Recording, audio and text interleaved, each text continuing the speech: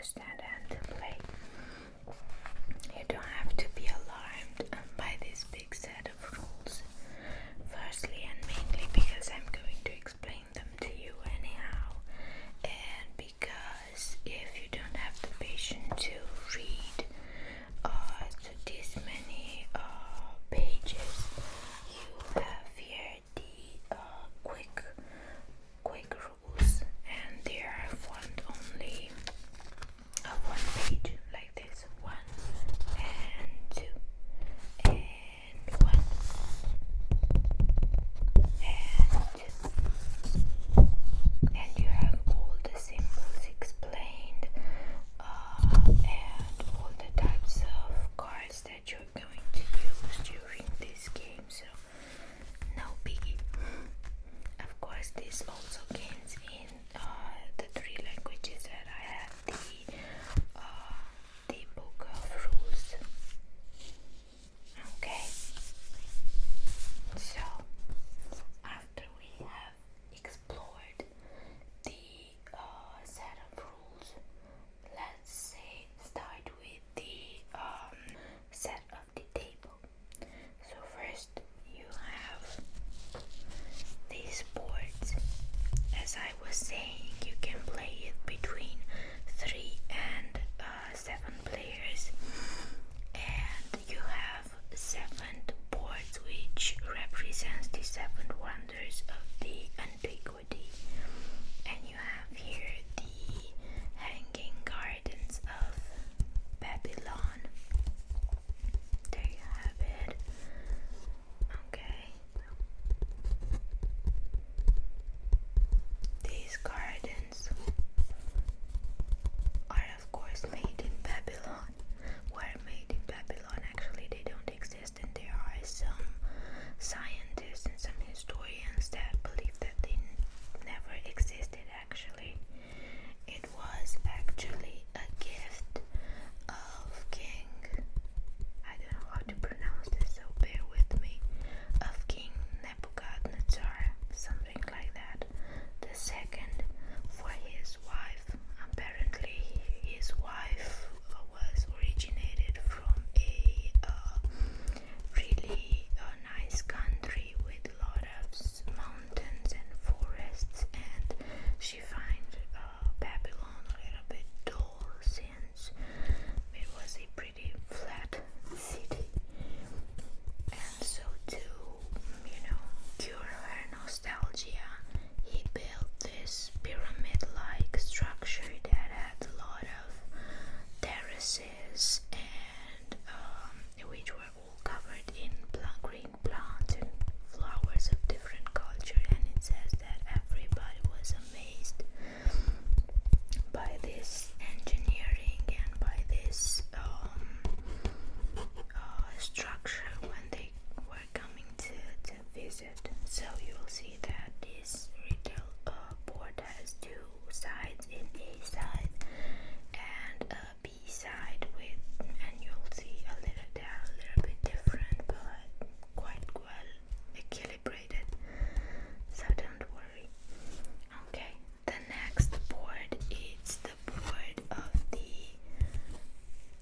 Colossus of Rhodes.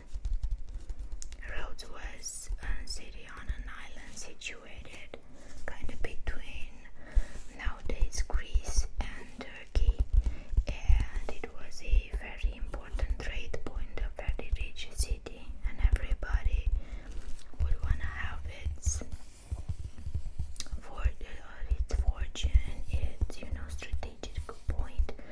And this Colossus was actually built after a great military victory when the city resisted the Macedonian invasion, actually, with the support of the Egyptian pharaoh.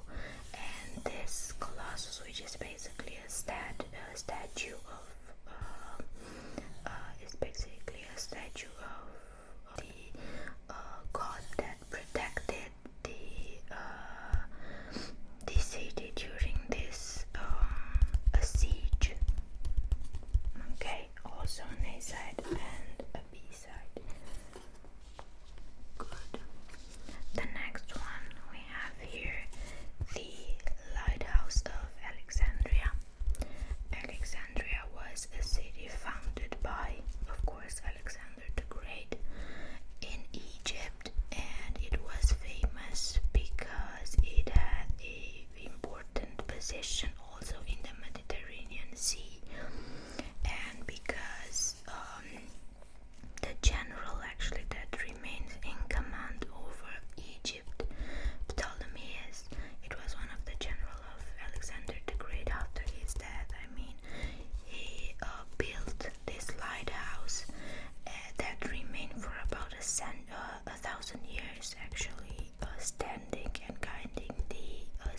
course, and it has also a fire that burned permanently into his tower.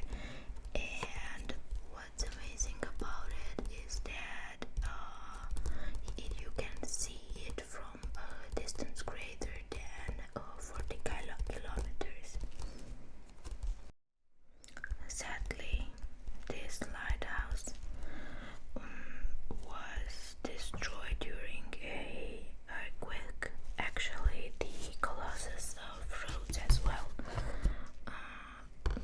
vanished into the sea during an earthquake. Actually, I read that the government of Egypt found the reminiscence of this lighthouse in the sea, and they plan to rebuild it. So that would be cool to see. Okay. One another board are the Great Pyramids of Giza. Now, these actually are this is the only wonder that actually lasts till today. The Great Pyramids, it was a great engineering and architectural effort made by the Egyptians. And the pyramids are of course the tomb of the pharaohs in the antiquity, and they were built more than 4,000 years ago, and they somehow still last. It's a wonder, because you cannot understand how this was built in a time when the wheel was not invented yet. So great effort here. Okay. Another one is the statue of Zeus in Olympia. Now, Zeus was the god, the strongest, the leader, the king of gods in the Greek pantheon, and it had a lot of temples, of course, but this one in Olympia was the biggest, the most important, and actually believers were gathering from everywhere to this temple to see the great statue of Zeus.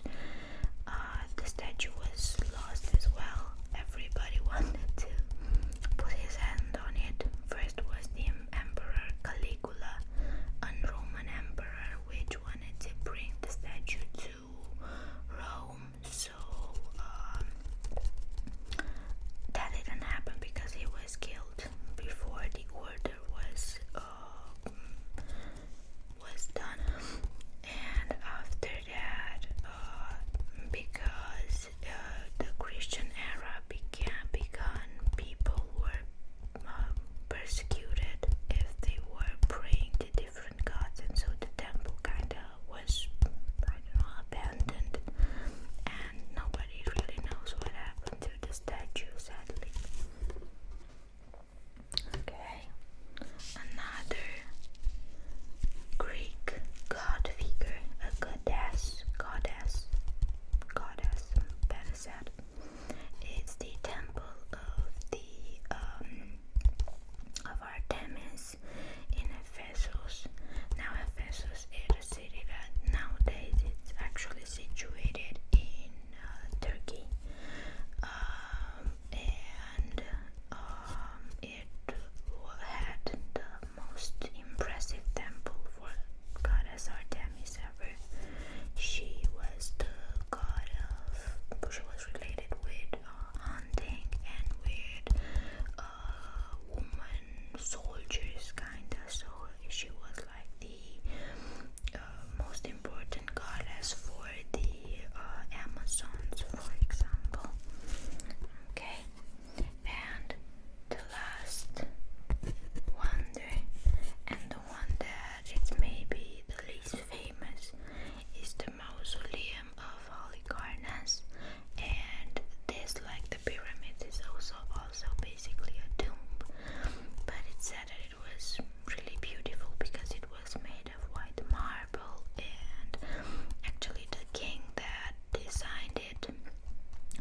himself died in the first year of its construction, but out of love and respect, his wife built it until the end. It took for about 10 years, 10 or 12 years to build, so she continued the works after the death of her husband, and they were both buried here.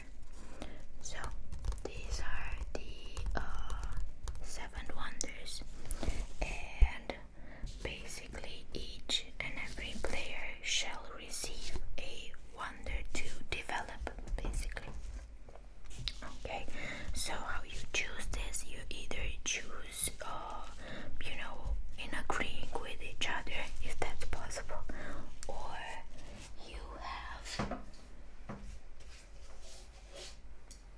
these little cards here. Yeah, 7 cards corresponding to the 7 wonder.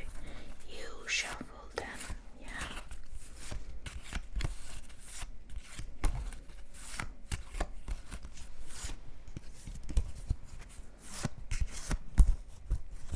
And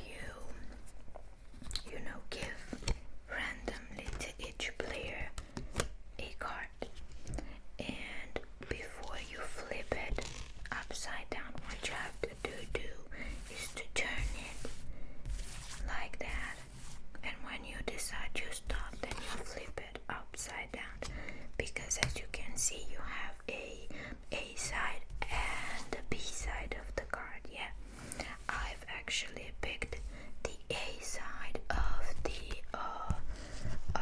lighthouse in Alexandria. Yeah, here, the A side. Okay, so I'm going to pick for myself the lighthouse of Alexandria. There it is, and I'm going to put it in front of me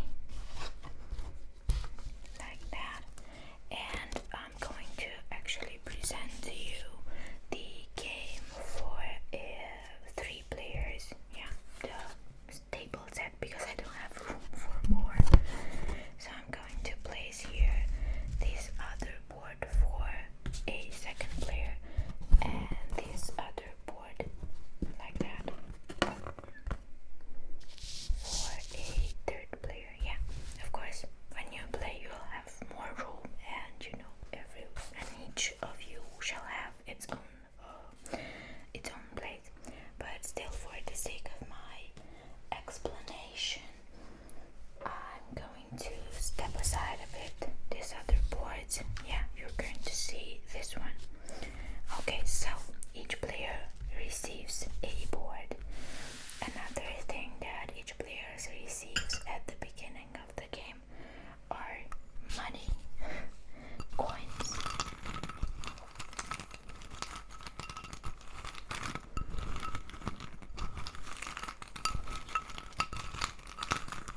And you have 2 types of coins. You have a 1 value coin, yeah, 1 value coin, and 3 value coin. Of course, you can always trade 3 value coin for 1 3 value coin. At the beginning of the game, everybody receives 3 coins. There you have it. Here as well, and here as well. Okay, and this, every money that you have and own, it's called your treasury. Yeah, another set, and you should put your coins like in the middle somewhere, but I'm going to step them aside as well, because I have to have some room here. Okay, and so another set of tokens that you should have are these ones, and these are called the military tokens, and you're going to use them when you actually fight between each other. And there are 3 types, 4 actually, types of values. Yeah, +1, +3, +5, and you have a -1 for the losers.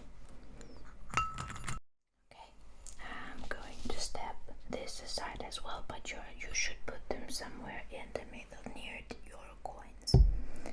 Now this is settled, and the last thing that you have to have on your working area, on your playing area, we are not working here, are the cards of the game. Yeah, you have the cards for age 1, age 2, and age 3, and you have here the Roman numbers. Yeah, okay, so depending on the numbers of players,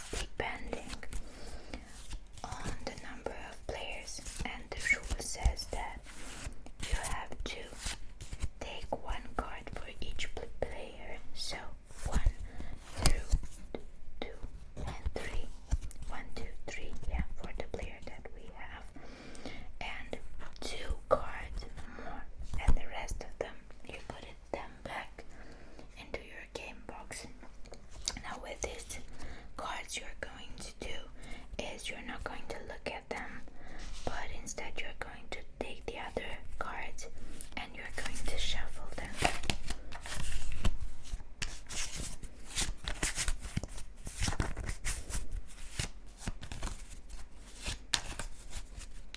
Okay.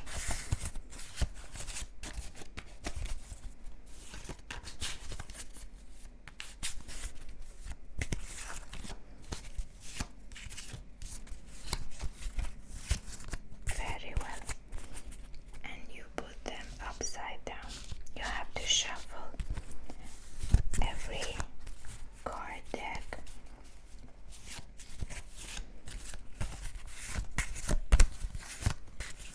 Like that.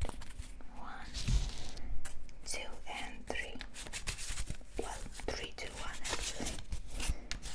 Okay. Now this is settled. It's done. And what you're going to do is that you're going to play each age at, each age per turn, I guess. I don't know how to say it.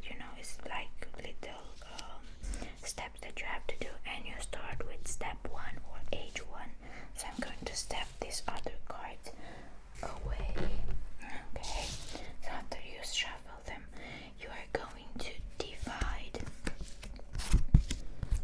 like this between the 3 players, or between how many players you have it.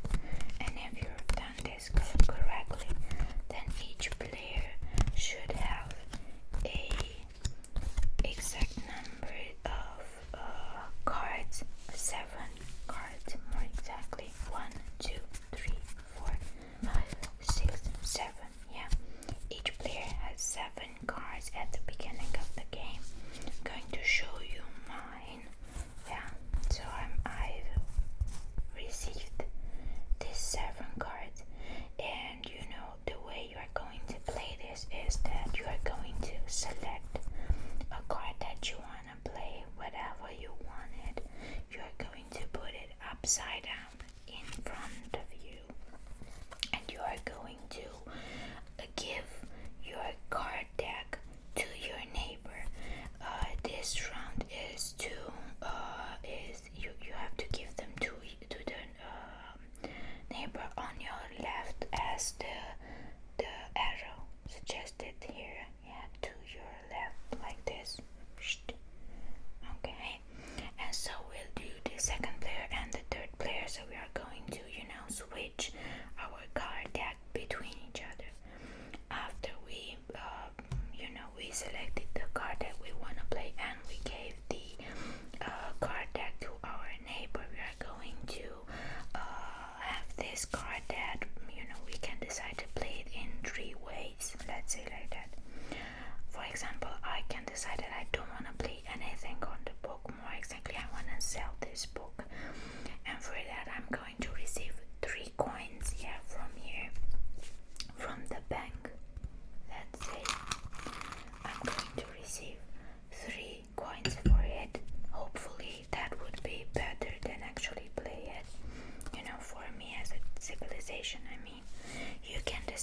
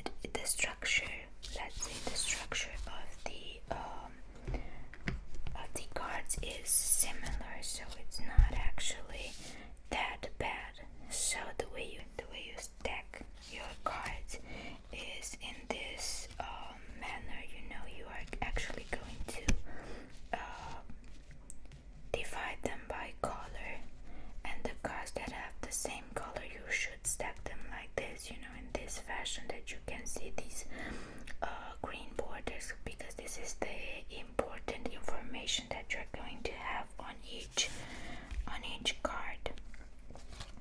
They are actually called constructions, these cards, and there are of course of this 6 different types, and I'm going to present to you probably just this ones from the first age, because in the second and third age they're exactly the same, so it's nothing, well, not quite exactly, but with the basic rules that you're going to understand now, it's going to be enough for you to understand the cards from the second and third age as well.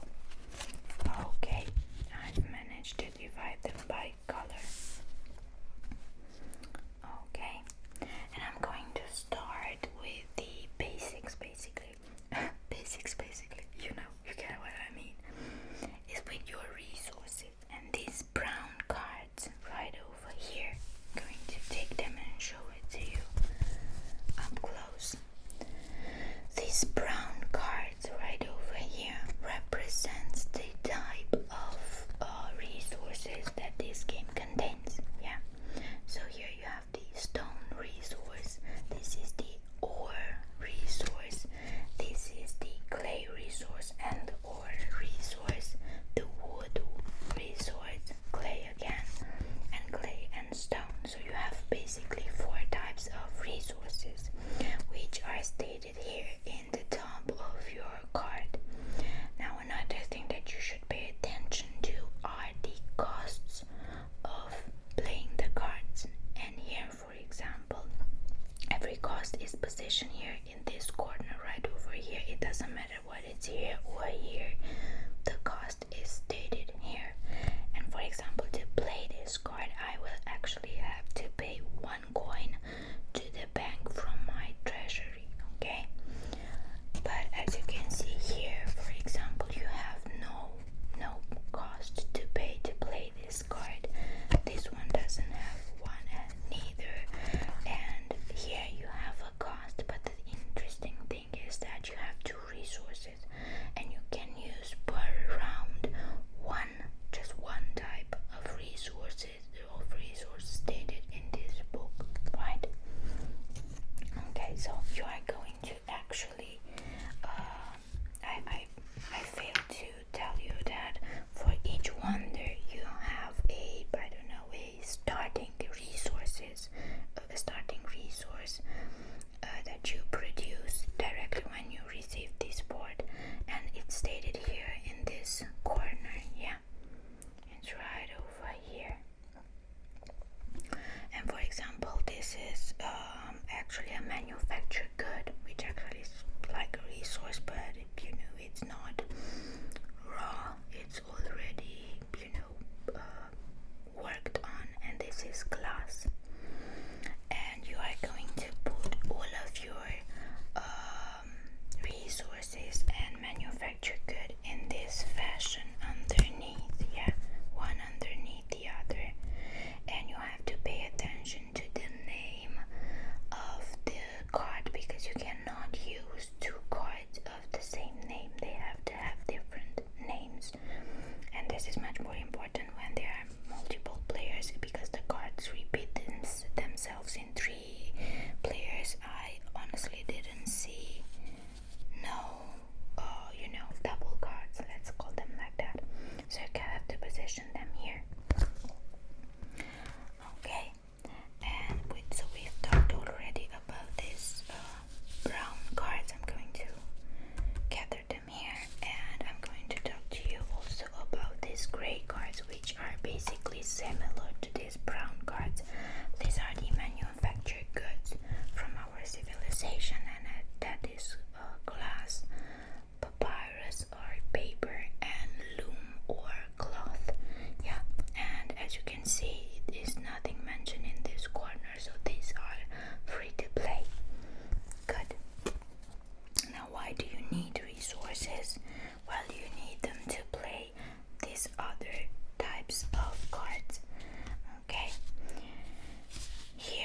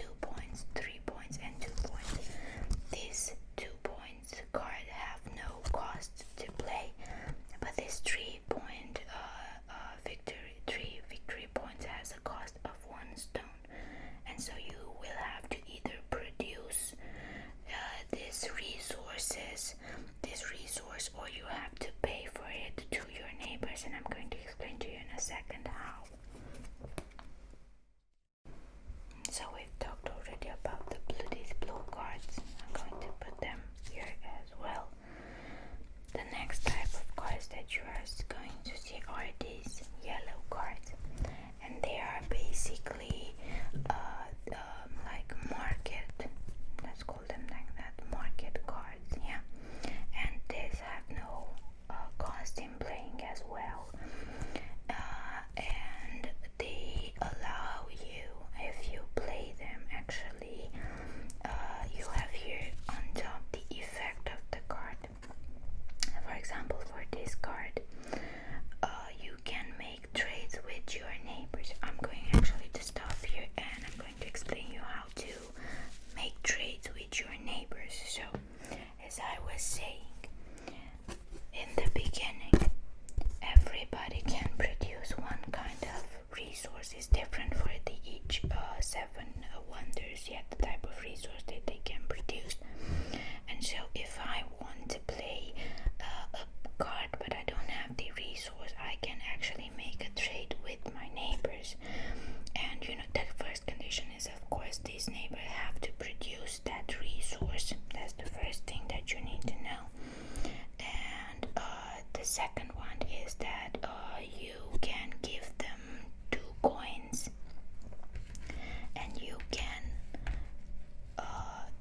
2 coins, and you can use actually share their resource for that round. You give them 2 coins and that goes to their treasury, and you can use that resource. What is important to know is that these resources are not something that you consume. Yeah, so if I made a trade with now my neighbor on the right for his ore, I'm not going to use it up. So this player is going to be able to use his resource during his round. Also, if I use this one, this resource, my resource, the glass, in one round, I can use it again in the second round and third round and so on. They're not, something that it's finishing. It's not something that will vanish if you use it. Yeah. Okay. So coming back to this green card, this yellow card, you can see here that you can trade this resource. It's stated here.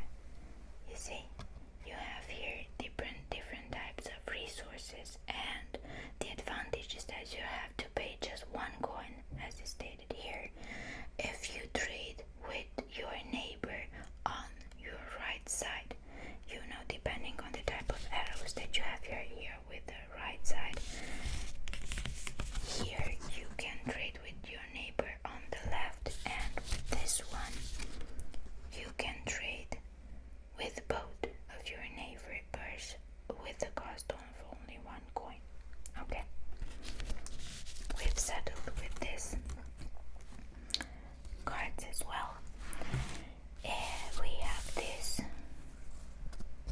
red cards. These are the military cards, and these are important at the end of each age because you have to actually compare between players with this pictures of sword and shield, and there are cards in the other stages that contains 2 swords of shields. Basically, you have to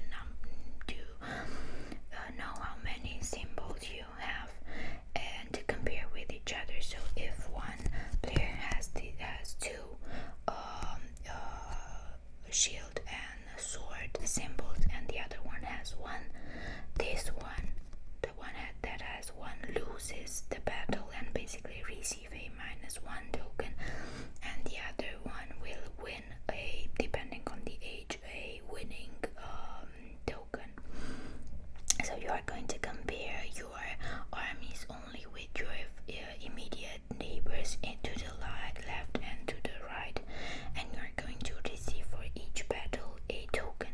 Now, if the civilizations have equal number of these symbols, then it's a tie and nobody wins or loses victory points.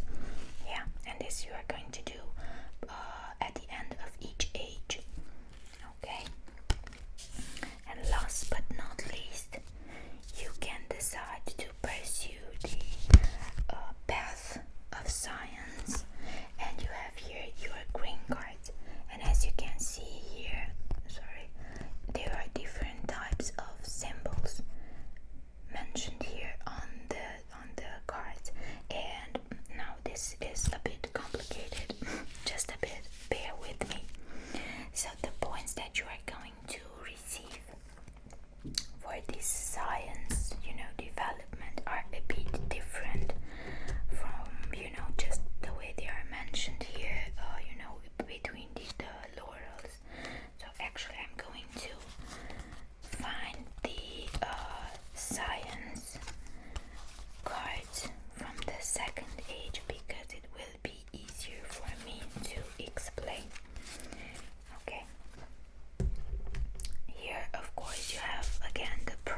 you have to pay for playing this kind of cards.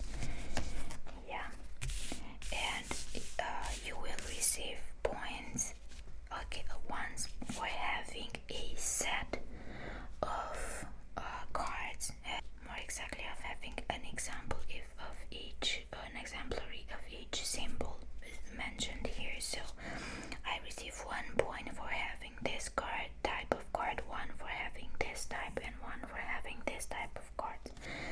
The trick is that the things get better when you have groups of the same symbol. So as it's here, you have the same symbol here, and basically the way you do it is you square this, so it's 2 times 2, so you receive 4 points for this. But if I have another card like that, you square this one, so it's 3 times 3, 9 points. Science pays off. So at the end, if I have this display of science cards, I actually have 9 points here, plus 1 point, plus 1 point, plus 7 points for having a group of a set of different symbols. So this is as complicated as it gets with the card. You don't have to be anxious about it. Okay, and another thing that I haven't mentioned actually are these little banners there on the bottom of the page, and what it does is actually tells you other cards that you are going to have in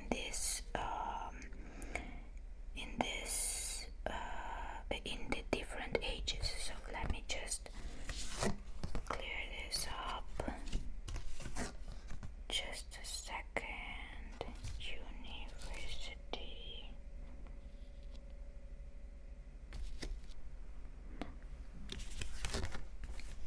Okay, so let's say that in age 1 I played this card, yeah, and you have here its name, workshop, and here you have a banner that actually says laboratory.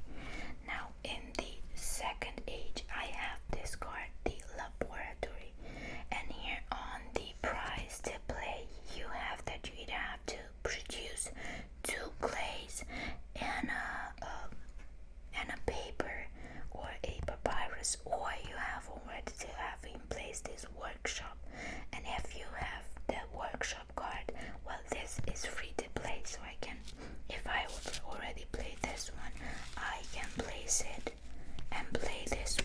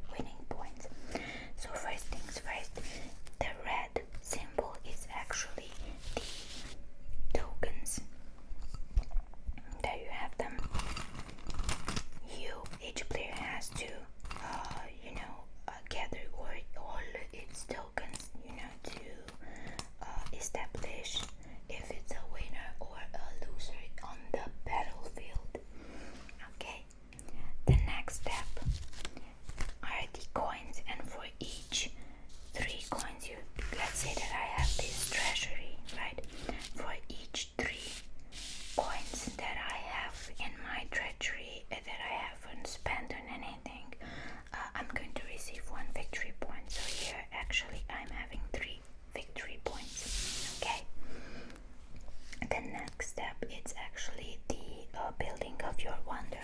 As I was saying, here you, for completing the first stage and for completing the third stage of your wonder, you receive 3 or 7 winning points.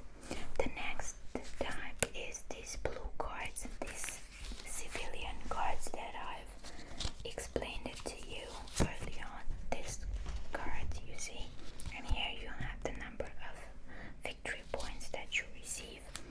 Another thing are these marketplace cards, but not from the first age. There you have it.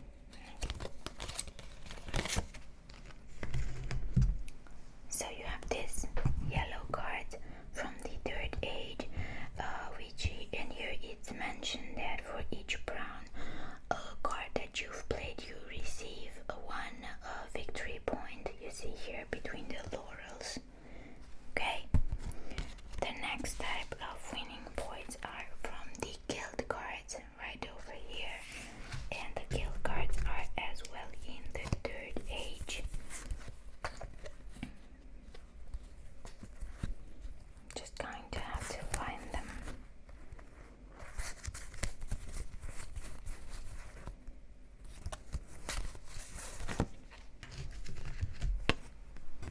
Yeah, it's mentioned here, and you see that you have victory points for different types of cards that you've played. Good. Last but not least is the green square right over here, which represents the science card. Yeah, and I've already explained to you how you are supposed to have points on these green cards. Okay, and so this is it. This is kind of sums up everything that you have to gather, and well, may the best civilization wins. I hope you've enjoyed this video, and I hope I haven't bored you to death. Well, if I've bored you to sleep, that's just fine, isn't it? Because this is the purpose. And if you want to see some more videos like this, please hit the subscribe button, and if you like this particular video, please hit the like button. Kisses and stay safe out